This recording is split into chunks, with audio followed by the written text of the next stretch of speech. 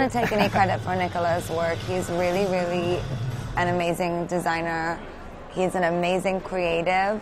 I think something that the music industry and the fashion industry share is that now that the internet is alive, criticism has sort of created this sort of competition and race.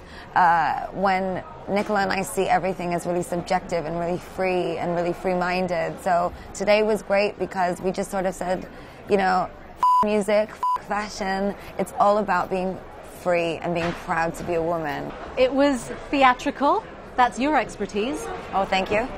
Theater. Thank Very you. fashionable. Yep, fashionable. And you also said that technology also plays a huge role as an inspiration to you. Tell me about Of course, you know, we wanted to, of course, it was very important to have an amazing space and, you know, for the people to see, but for me it was very important that the entire world could experience the whole show. You know, her fans and my fans and the fans of Mugler, and, you know, so I really put lots of attention to the digital media. So, you know, we had lots of photographers and, you know, backstage. And I do have to ask, based on the news of what's been happening over the last week with John Galliano, do you have any reaction to what has allegedly happened, and now that the prosecutors are saying he will face trial? Let's skip that question. Okay.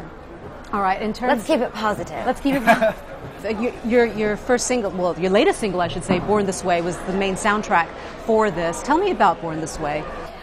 Well, Born This Way is one of the most important songs that I've ever written, and I was really honored because not only did Nicola ask me to be the musical director of this show, but he insisted that Born This Way close the show, which was exciting for me because... it's so positive. But it's a commercial song now, you know, it's on the radio, it's big worldwide, and I thought, well, for a fashion show, maybe he wants something a bit more underground, some of the more avant-garde records from the album, but he really wanted me to use it because he said it represented female empowerment, and that's what the song is all about, and I think that's what Nicola is all about, and I'm just really proud to be here today. When you have clothes, when you showcase clothes on the catwalk, you also put yourself out there, and you're open to reaction, criticism, people really dissecting everything that you've done.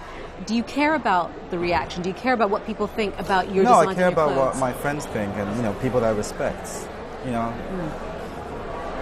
And that's the same for you? Yeah, I mean, you know, I think like I said, scrutiny is like this massive thing now in this century, and for Nicola and I and for everyone that we work with, it's all about your peers, it's about the people that you respect, it's about knowing your own strength artistically. How do you make something that is very creative, marketable? You've been able to do that with your music and even your look, but how do you translate that and make it into a successful, marketable strategy?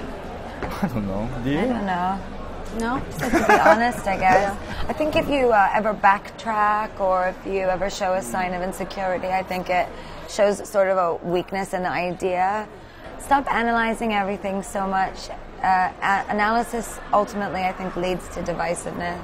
Well, I do have to analyze shoes, though. I'm sorry, but I mean, I call these my Gaga shoes. Oh, they're the YSL, right? That's YSL. Yeah, I could. Why are we so nerdy? We're like YSL.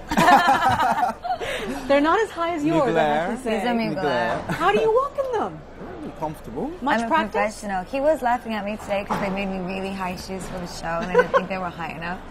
So I made them make them higher. I'm impressed. High five. Thank you. Impressed. Good one.